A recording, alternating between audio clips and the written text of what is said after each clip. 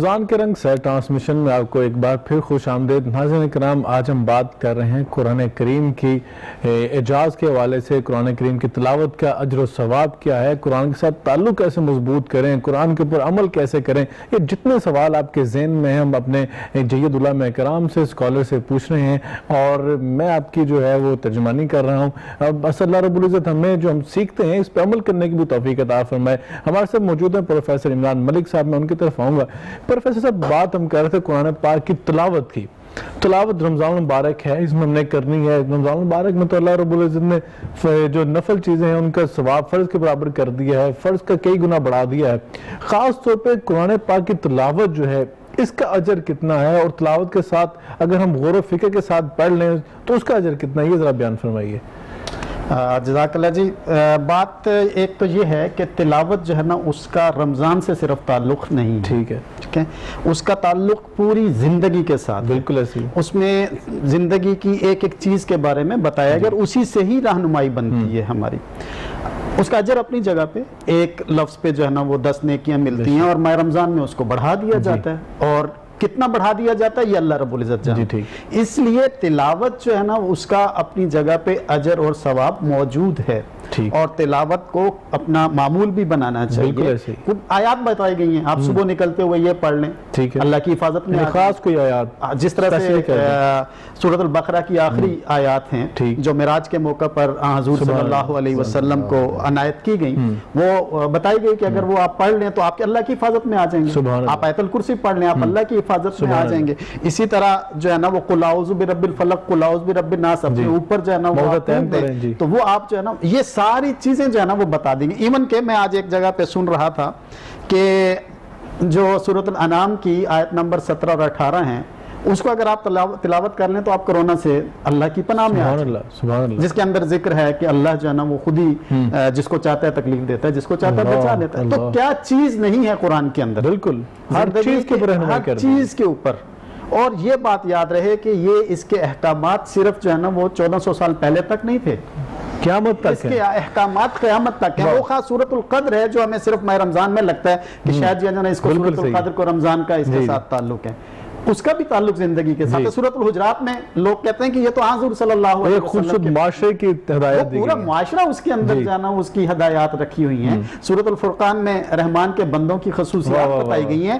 اچھا، اس رحمان کے بندوں کی خصوصیات میں اتنی خوبصورت بات کی گئی ہے کہ بندہ اس کو پڑھتا چلا جائے تو ایسا لگتا ہے کہ یہ میں بھی اللہ کا محبوب۔ اچھا، اس میں پہلی بات ہم آج کہتے ہیں first impression is the last impression. قرآن پاک کہتا ہے سورۃ الفرقان میں کہ وہ زمین پر نرم چال چلتی ہے، امپریشن ہے۔ کیا بات ہے، کیا بات ہے، بالکل صحیح۔ دوسری بات گفتگو پہ ہم بات کرتے ہیں، اگلی آیت قرآن کہتا ہے کہ جاہلوں سے تم جو ہے نا وہ ان کے منہ نہ لگو، تو یہ جاہلوں سے منہ لگو۔ اس کے اندر ایک اور چیز بھی ہے، ایک چیز اور بھی ہے نا کہ اللہ نے صرف یہاں پہ رحمان کے جو بندے ان کی صفات بیان کی ہیں، جو مد مقابل ان کی برائی نہیں بیان کی، یہ اللہ تاکہ فرق خود ہی محسوس ہو جائے گا، انسان خود ہی جو ہے نا وہ محسوس کر لے، اور ساری برائیوں سے اس کے اندر روک دیا گیا۔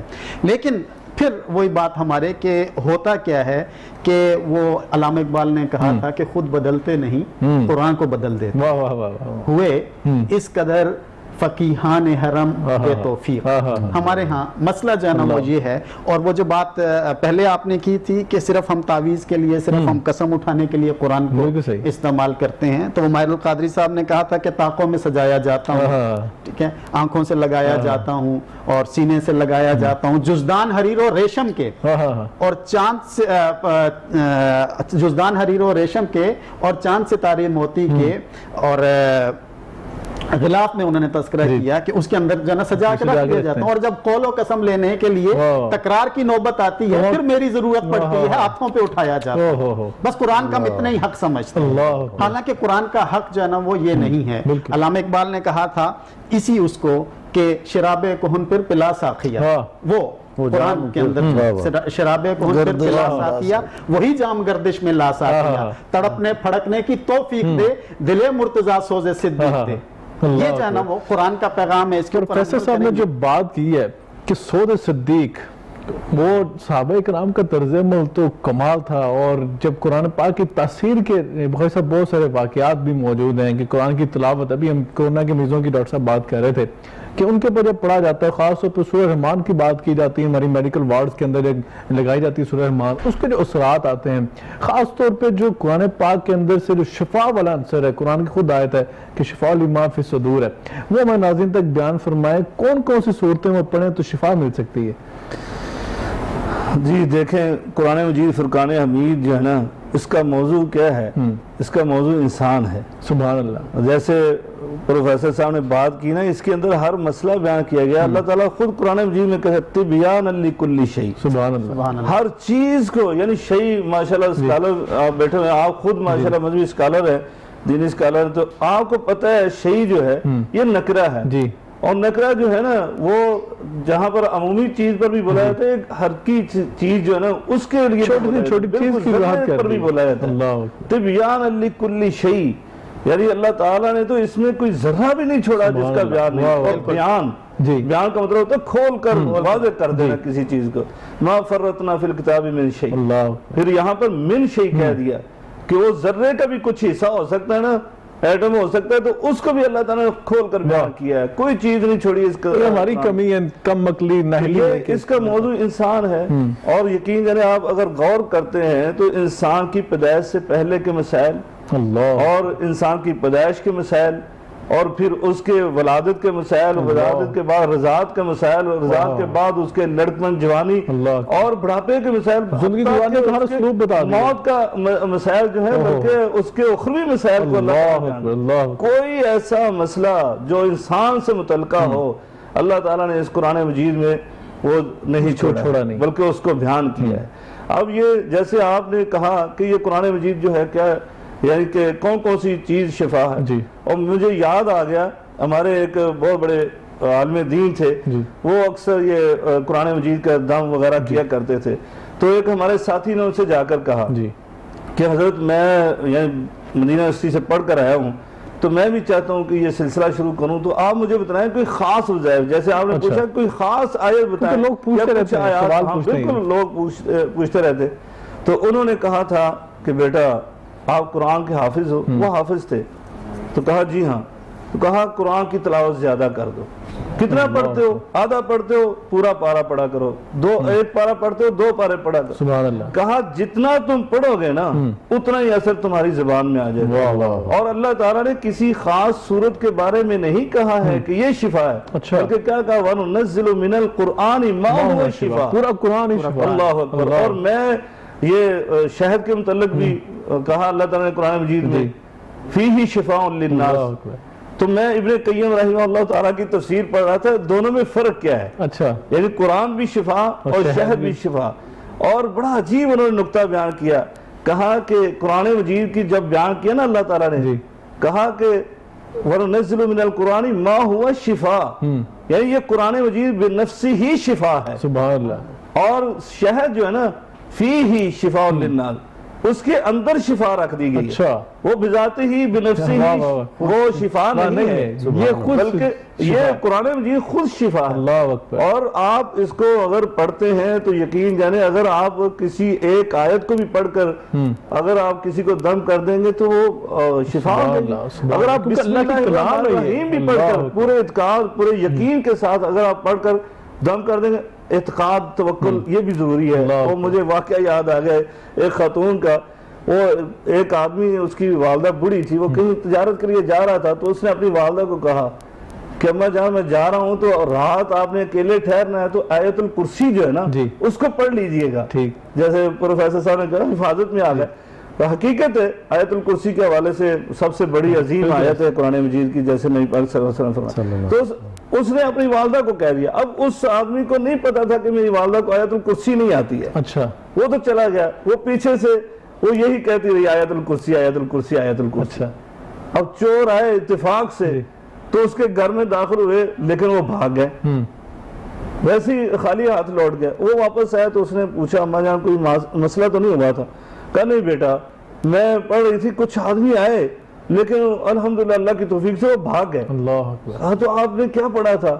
تو کہا آیت الکرسی پڑھی تھی۔ تو انہوں نے کہا اماں جان سنائے تو سے؟ تو کہا آیت الکرسی آیت الکرسی۔ میں یہی پڑھتی رہی اللہ کہا یہی پڑھتے رہے آیت الکرسی پوری نہیں پڑھی کہا نہیں مجھے آتی نہیں ہے مجھے تو یہی تو بتا کر گیا تھا اللہ اکبر۔ یعنی یقین کے ساتھ اگر قرآن مجید کی آپ بسم اللہ بھی پڑھ دیں گے سبحان اللہ۔ تو انشاءاللہ العزیز اس سے شفا ہوگی بہت کیونکہ بڑی بات قرآن آپ نے مجید کی شفا ہے ہے بالکل ایسے ہی اور خاص طور پہ سورہ فاتحہ کے والے سے کہا نا جی، کہ بالکل۔ شافیہ بھی ہے کافیہ بھی کافیہ ہے بھی اس کا ہے، دم بھی جو ہے بالکل، وہ بڑا اس کی تاثیر ہے ہمارے ساتھ موجود ہیں حافظ علی رضا صاحب اور آپ ہمیں پیر نصیر الدین نصیر شاہ صاحب کا کلام سنائیں گے پیر صاحب کے سارے کلام بہت خوبصورت ہیں اور یہ مدینے کے حوالے سے ہمیں کلام سنانے جا رہے ہیں جی آپ سے بسم اللہ لو مدینے کی تجلی سے لگائے ہوئے ہیں لو مدینے کی تجلی سے لگائے ہوئے ہیں دل کو ہم مت لائے انوار بنائے ہوئے ہیں اور کشتیاں اپنی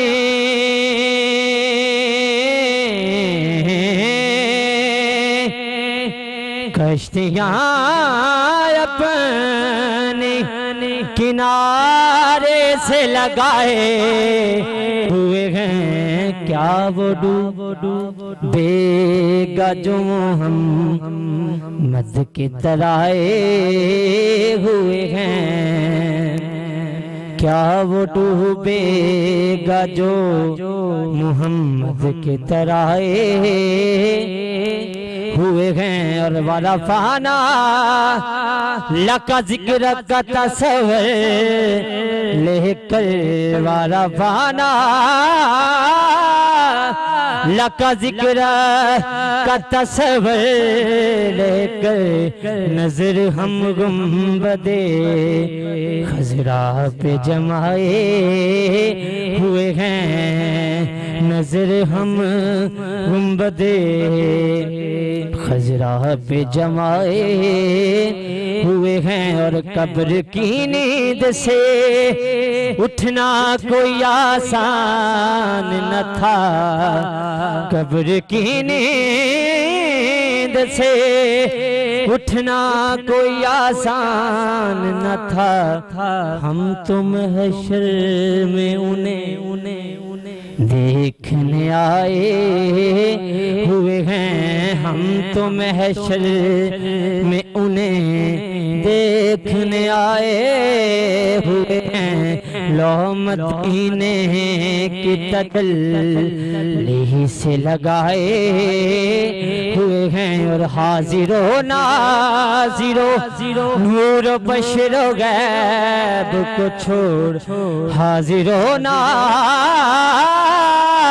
و نور و بشر و غیب کو چھوڑ شکر کر وہ تیرے عیبوں کو چھپائے وہ تیرے عیبوں کو چھپائے ہوئے ہیں دل کو ہم مت لائے انوار بنائے ہوئے ہیں دل کو ہم مت لائے انوار بنائے ہوئے ہیں دل کو ہم مت لائے انوار بنائے سبحان اللہ سبحان اللہ بہت خوبصورت آپ صاحب اللہ تو آپ کو جزائے خیر عطا فرمائے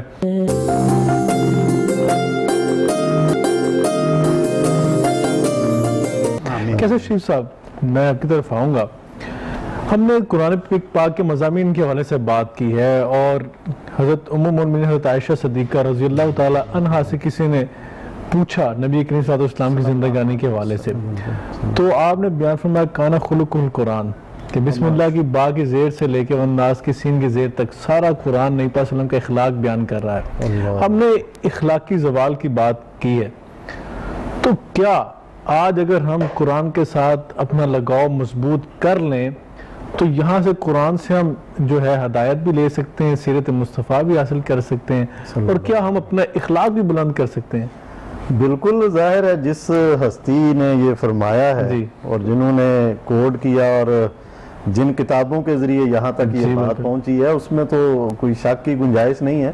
لیکن میں ایک چیز آپ کو بتاؤں جو پریکٹیکلی ہم محسوس کرتے ہیں نا, ہمارے انٹر کالج میں جب میں پڑھتا تھا سی کام ڈی کام, تو ہمارے جو ٹیچر تھے پی ڈی صاحب, جو جن کو پی ٹی صاحب کہتے ہیں اسکولوں میں, تو انہوں نے ہمیں ایک بڑا خوبصورت واقعہ جو ہے وہ سنایا. چھوٹی چھوٹی چیزیں جو ہیں وہ بہت بڑے بڑے پیغامات چھوڑتی ہیں. بے شک وہ کہتے ہیں کہ بڑی ویرانی سی تھی, دھند تھی, تو مجھے عادت تھی کہ میں فجر سے پہلے رننگ کرتا جب وہ ینگ تھے. ہمیں بتانا وہ یہ چاہ رہے تھے جو آپ نے سوال پوچھا, اخلاق اور اس کا. تو کہتے ہیں کہ اجاڑ سا وہ ایریا تھا, ان کے والد صاحب ان کو منع بھی کرتے تھے کہ بھئی یہ جو روٹ ہے نا یہ نہ لیا کرو اور تھوڑا لیٹ جایا کرو تاکہ روشنی ہو جائے اور یہ وہ. تو کہتے ہیں تھوڑا میں آگے گیا تو مجھے شک پڑا کہ کچھ افراد ہیں, اور میں نے محسوس کیا کہ جو چیزیں آج میرے پاس ہیں وہ جائیں گی. گھڑی بھی تھی, جیب میں کچھ پیسے بھی تھے. تو کہتے ہیں میں تھوڑا فاصلے پہ تھا اور میری عادت ہے تو میں نے باواضح بلند کہا السلام علیکم ورحمۃ اللہ, بھاگتے بھاگتے. اللہ اکبر.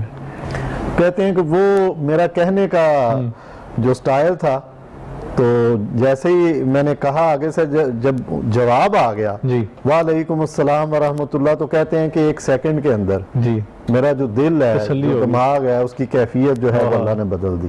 یہ ایک سنت تھی, ایک چھوٹا سا بظاہر عمل.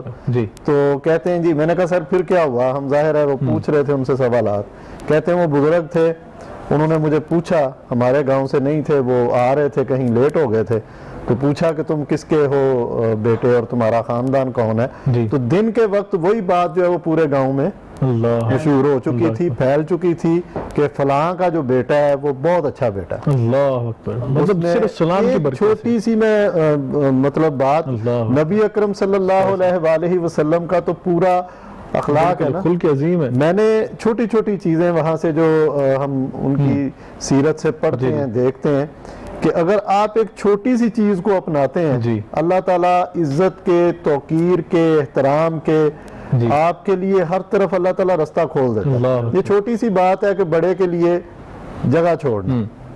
تو ایک جگہ پہ ایسے ہی ہوا کہ محفل اس طرح کی تھی اور میں بڑے اہم سامنے بیٹھا ہوا تھا. ہمارے ایک بزرگ تشریف لائے, تو وہ ظاہر ہے میرے ذہن میں تھا کہ بڑوں کے لیے جگہ چھوڑنے کا حکم ہے اور اس کا اپنا ایک اجر اور ثواب ہے. تو میں نے وہ جگہ جو ہے وہ چھوڑی, اور ابھی اٹھ کے میں تھوڑا سا آگے جا کے بیٹھا ہوں, یعنی آپ یہ کہہ لیں کہ سٹیج سے سائیڈ پہ ہو کے بیٹھا ہوں, تو وہیں ایک بزرگ دوسرے ہمارے موجود تھے جو وہاں اٹھ کے جانا چاہ رہے تھے. اچھا. تو انہوں نے ایک بندے کو فوری کہا کہ اس سے کہو کہ میں نکل رہا ہوں اور میری جگہ پہ آ کے بیٹھ جائے. مجھے اس سے بہتر جو ہے وہ اسی لمحے, یعنی اگر آپ کی نیت ٹھیک ہے, اگر آپ اخلاص سے کوئی کام کرتے ہیں. نبی مہربان صلی اللہ علیہ وآلہ وسلم نے ان کی ساری زندگی ظاہر ہے ہمارے لیے ایک روشنی کا مینار ہے, بہترین وہ نمونہ ہے. تو میں نے بہت ساری کتابیں پڑھی, بخاری صاحب نے بھی پڑھی ہوں گی, پروفیسر صاحب نے بھی, آپ بھی ماشاءاللہ ڈاکٹر ہیں, کہ جو لوگ نئے اسلام قبول کر رہے ہیں وہ کن چیزوں سے امپریس ہو رہے ہیں. اچھا. آپ وہ پڑھ کے حیران ہوں گے. ایک کتاب ہے میں نے اسلام قبول کیوں کیا, ہندوستان کے جو 9 مسلمز ہیں, یورپ کے جو 9 مسلمز ہیں, ان کی کتابیں آ رہی ہیں.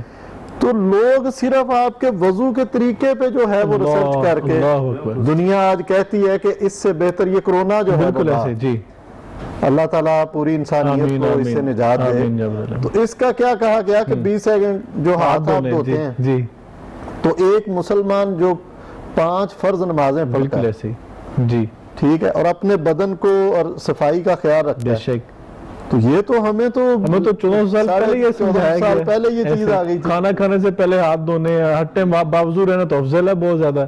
اسی طرح نماز پڑھتے ہوئے جو بہت سارے امراض ہیں جن پر آج تحقیق ہو رہی ہے, کبھی کہا جاتا ہے کہ سروائیکل کا مرض ہے, کبھی کہا جاتا ہے کہ ریڑھ کی ہڈی کا ایشو آ گیا, مسلز کا, ٹیشوز کا. تو ایک غیر مسلم ڈاکٹر تھا, اس نے جب دیکھا تو اس کو تو نہیں پتا تھا کہ یہ بندہ کیا کر رہا ہے. تو جب وہ نماز مکمل کی تو پوچھا کہ آپ کیا کر رہے تھے, تو انہوں نے کہا کہ میں نے عبادت کی ہے جو اللہ کے رسول صلی اللہ علیہ وآلہ وسلم نے ہمیں بتایا ہے, طریقہ سکھایا, اور اللہ تعالیٰ نے یہ فرض کیا ہوا ہے, اور معراج کے موقع پہ یہ ہم دن میں 5 مرتبہ پڑھتے ہیں. اس نے کہا یہ جو تم نے کیا ہے تمہیں نہیں پتا کہ یہ اس نے کچھ 10 امراض گنوائیں. اس نے کہا اگر یہ کام تم مسلسل کرتے رہو تو تم ان 10 امراض سے جن کا میں ڈاکٹر ہوں, مجھے پوری میں نے تحقیق کی ہے, تم کبھی ان بیماریوں میں مبتلا نہیں ہوگے. یہ بظاہر چھوٹی چیز ہے, مسواک کا صفائی کا وہ جو نظام ہے, آپ یقین کریے یہ مشکل کام ہے. چھوٹی چھوٹی چیزوں سے گھر کے اندر جو سکون کی کیفیت بنتی ہے, جو آپ کے رشتہ داروں اور دوستوں میں سکون کی کیفیت بنتی ہے, کتنے امراض ہیں جو ہم چھوٹے چھوٹے بظاہر مذاق چھوٹی چھوٹی نیکیوں کی وجہ سے ہی ہم جو بچ سکتے ہیں. ابھی آپ نے مسواک کی مثال بھی دی ہے کہ مسواک جو ہے وہ آپ برش بھی کہہ سکتے ہیں, مطلب منہ کو صاف کرنا ہے نا, جدید بالکل. اور یہ نہیں پسند کی سنت بھی ہے اور رضا رب بھی ہے, رب کی رضا بھی اس میں شامل ہے. آپ کے منہ بھی پاکیزہ ہو رہا ہے اور دوسروں کو محفوظ رکھ رہے ہیں, اور رب کی سب سے بڑی جو بات ہے رب کی رضا حاصل کر رہے ہیں. پروفیسر صاحب سے کنکلوڈنگ ریمارکس لیتے ہیں کہ آپ جاتے ہوئے کیا میسیج دیں گے ہمیں قرآن کے ساتھ, کیسے اپنا رشتہ مضبوط کریں کہ ہم وہ دوبارہ وہ جو مسلمانوں کا عروج پا سکیں؟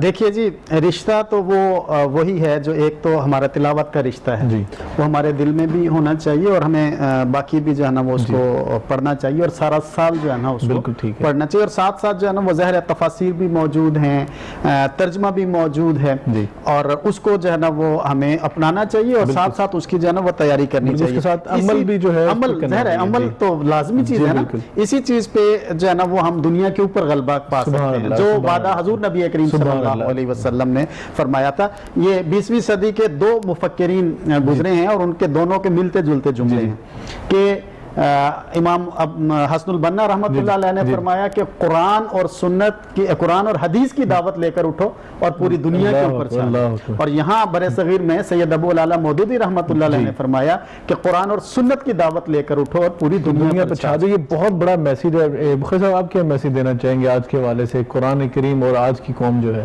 جی دیکھیں, آپ نے جہاں سے آغاز کیا تھا نا جی, وہ شعر جیسے ہم نے کہا تھا, علامہ اقبال نے یعنی مسلمانوں کے عروج اور زوال کی یہ بات کی ہے, اور قرآن مجید فرقان حمید کے ساتھ تعلق جو ہے نا ہمیں بہت مضبوط کرنا چاہیے, اسی سے عروج ملے گا. اور میں حدیث سنانے لگا تھا, ابھی آپ نے پوچھا ہے تو وہ حدیث پھر ذہن میں آ گئی حضرت عمر فاروق رضی اللہ تعالیٰ کے حوالے سے کہ ان اللہ یرفع بہذا الکتاب اقواما ویضع بآخرین.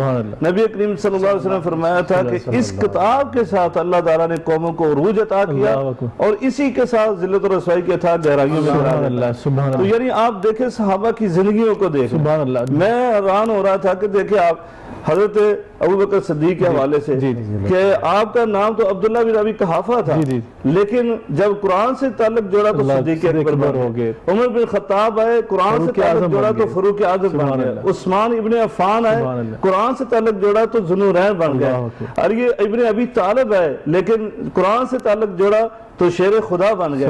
یعنی اسی طرح دیگر صحابہ کرام کے جو قرآن کے قریب آیا اور اس کو رب نے عروج عطا کر دی. ناظرین کرام, میں اپنے پینل کا سب سے پہلے شکریہ ادا کروں گا. بخیر صاحب آپ کا, کیسے بھائی آپ کا بہت شکریہ, پروفیسر صاحب کا بہت شکریہ. بڑی سیر حاصل گفتگو کی ہے اور ہمیں بہت کچھ سیکھنے کو ملا ہے کہ آج ہمارے زوال کے اسباب کیا ہیں.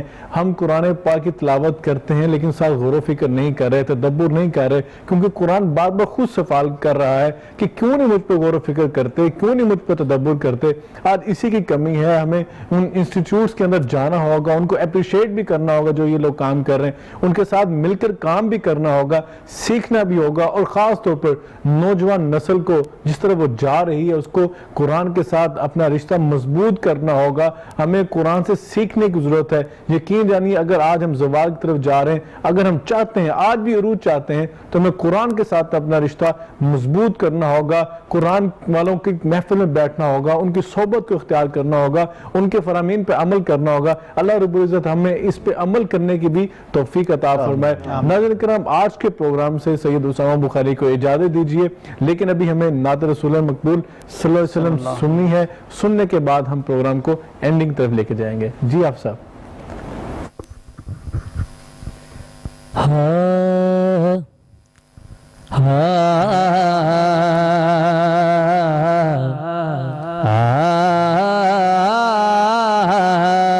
آنکھ میری اداس رہتی ہے آنکھ میری اداس رہتی ہے ارے ان کے درشن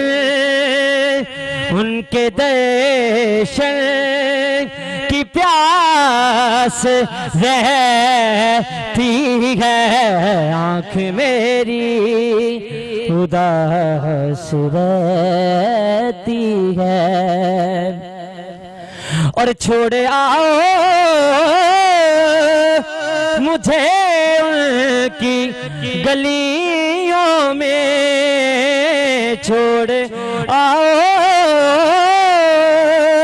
مجھے ان کی گلیوں میں یہ ہوا مجھے کو یہ ہوا مجھے کو راس رہتی ہے آنکھ میری اداس رہتی ہے اور مقطع اور میں ہوں نوکے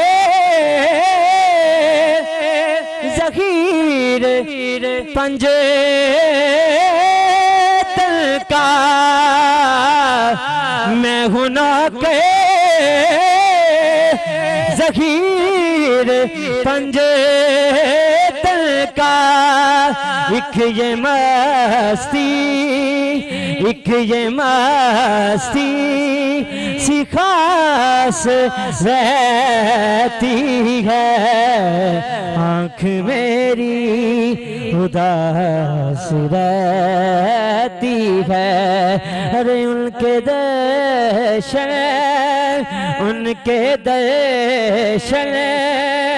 کی پیاس رہتی ہے آنکھ میری اداس رہتی ہے